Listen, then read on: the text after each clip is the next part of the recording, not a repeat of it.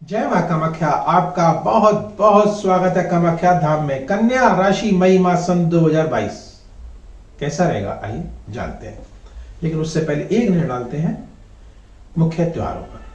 3 तारीख को भगवान परशुराम जी की जयंती या अक्षय तृतीया। अक्षय तृतीया बहुत ही उत्तम तिथि, बहुत ही मंगलमय कार्य किए जा सकते हैं। और 8 तारीख को श्री गंगा जी की जयंती, 9 तारीख को मां बगलामुखी की जयंती अर्थात शत्रुहंता माता की जयंती।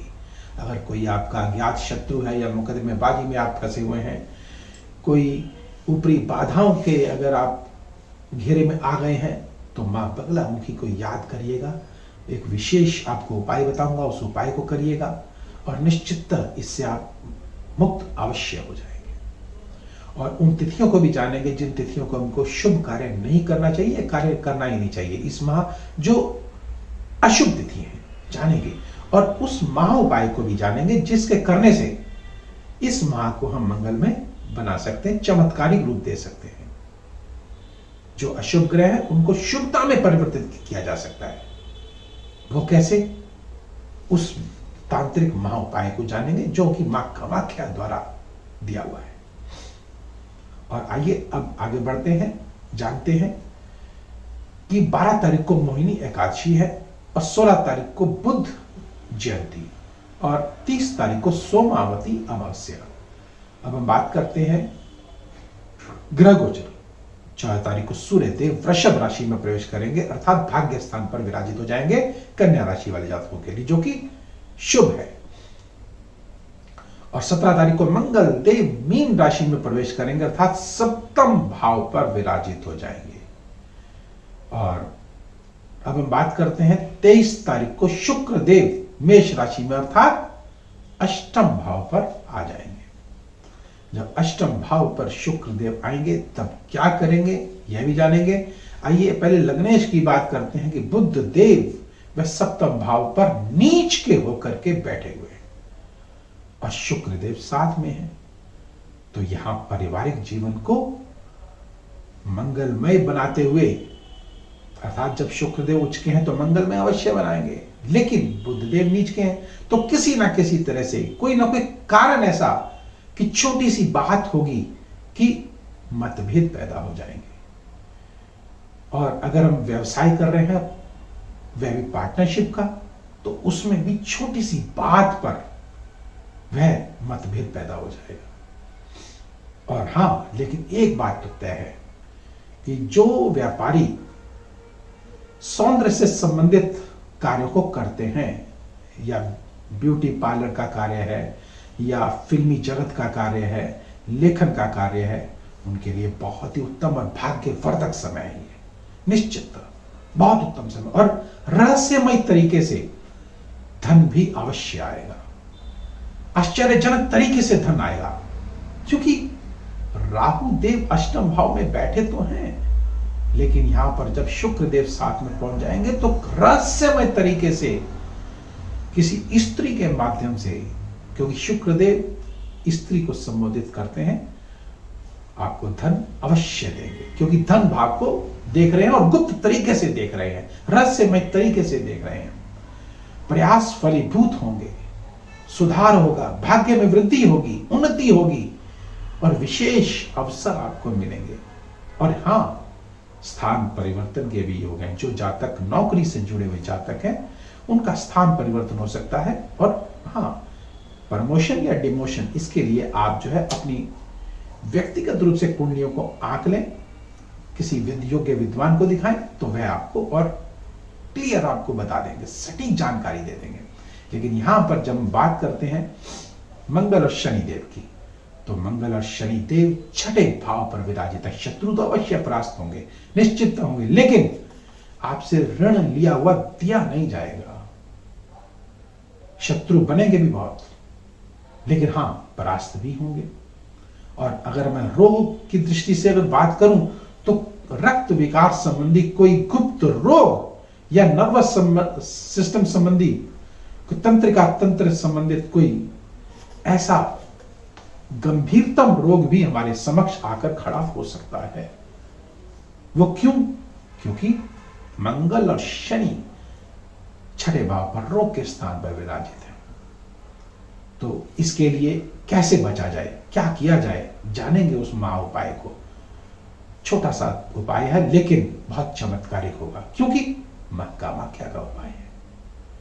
आइए अब हम बात करते हैं बृहस्पति देव की। बृहस्पति देव मीन राशि में, अपनी ही राशि में सप्तम भाव पर बैठे हैं और चतुर्थ और सप्तम भाव के स्वामी। निश्चित मन प्रफुल्लित होगा और आय के साधन बढ़ेंगे, क्योंकि यहां से बृहस्पति देव पंचम दृष्टि से एकादश भाव को देख रहे हैं, जो कि आय का स्थान है। आपको प्राप्ति होगी, अवश्य होगी, आप उन्नति के रास्ते पे बढ़ेंगे, आगे आपका भाग्य आपका साथ देगा। और जैसा मैंने बताया कि जो कार्य लेखन का कार्य करते हैं, या विद्यार्थी हैं या शिक्षक हैं, उनके लिए बहुत ही उत्तम माह है, क्योंकि बुध देव वह भाग्य स्थान पर विराजित है और लग्नेश और दशमेश अर्थात मान सम्मान प्रतिष्ठा में अवश्य 4 चांद लगने जा रहे हैं, निश्चित लगेंगे। लेकिन कब?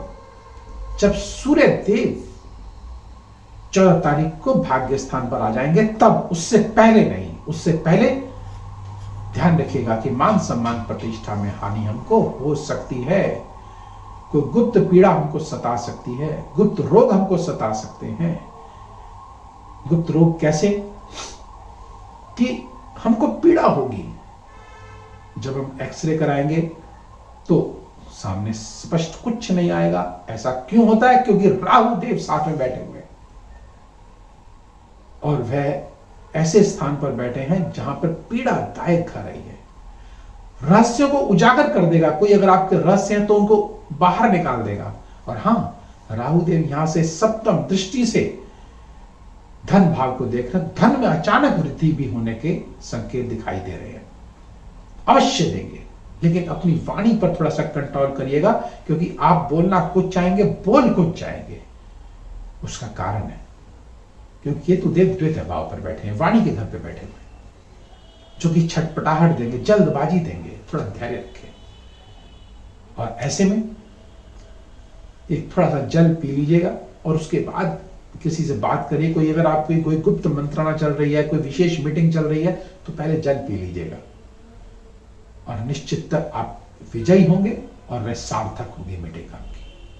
हाँ, अब हम बात करते हैं बुध देव की। तो बुध देव भाग्य स्थान पर बैठे हुए, जैसे मैंने बताया कि लेखकों के लिए, शिक्षकों के लिए, व्यापारियों के लिए बहुत ही उत्तम यह माह है। यहां से जब सप्तम दृष्टि से बुध देव तृतीय भाव को देख रहे हैं, पराक्रम भाव को देख रहे हैं, तो पराक्रम कराएंगे, छोटे भाई बहनों के साथ अच्छे संबंध बनाएंगे, अचानक हमको जो है भाग्य में वृद्धि कराएंगे। और जो जातक विदेश जाना चाहते हैं, उनके लिए भी यह बहुत ही मंगल और उत्तम दायक माह है। ये भाग्यवर्धक माह है, ये निश्चित जाएंगे। लेकिन मैं फिर कहूंगा, पुनः उस बात को दोहराऊंगा कि अपनी मूल कुंडलियों पे एक बार अवश्य आ जाइएगा। आइए अब पहले उन तारीखों को जान लेते हैं जिन तारीखों को हमको कार्य नहीं करना चाहिए। लेकिन उससे पहले एक छोटी सी जानकारी आपको देना चाहता हूं कि अगर आप चाहते हैं कि इस होली पर, अर्थात होली तो हमेशा आती है, लेकिन आपने देखा होगा कि होली के तुरंत बाद लोगों के साथ कई बार अनर्थ हो जाता है और कुछ लोग गलत तरीके से मंत्रों से भभूत को सिर पर डाल देते हैं या कुछ वशीभूत करके खिला देते हैं, तो वह वश में हो जाता है और अपने मन मुताबिक उनसे कार्य कराते हैं। और ऐसा ना हो, इसके लिए एक छोटा सा वीडियो आपके पास आगे आएगा। लेकिन इससे पहले आपको लाइक करना होगा, सब्सक्राइब करना होगा, बेल बटन को अवश्य दबाना होगा, जिससे अगला वीडियो आपके पास सबसे पहले पहुंचे और आप लाभान्वित हो सके। आइए उन तिथियों को जानते हैं जिन तिथियों को हमको कार्य नहीं करना चाहिए। आप बहुत जिज्ञासु हैं उन तिथियों को जानने के लिए कि इस माह हमको कौन सी तिथियों को कार्य नहीं करना चाहिए। 9 तारीख, 10 तारीख, 18 और 19 तारीख, 27 और 28 तारीख भूल कर भी इन तिथियों को कार्य ना करें। अगर करना भी पड़े तो एक 6 मुखी रुद्राक्ष लीजिएगा लाल रंग का, अर्थात काम्या सिंदूर, मां कामाख्या का चमत्कारिक सिंदूर उसके साथ रखिएगा और अर्थात उस पर लगा दीजिएगा, व्हाइट पेपर में रैप करके सिर के तकिए के नीचे रख दीजिएगा और प्रातःकाल 7 बार अपने सिर के ऊपर से घुमा करके शिवलिंग पर अर्पण कराइएगा। और एक छोटा सा मंत्र है शोम ओम ओम ऊठा, इस मंत्र का जाप करते हुए अगर आप करेंगे तो आपका यह मां मंगलमय चमत्कारिक अवश्य होगा। अब समय की सुई इशारा कर रही है कि मुझे अपनी वाणी को यहीं विराम देना होगा। मुझे दीजिए आज्ञा। जय मां कामाख्या।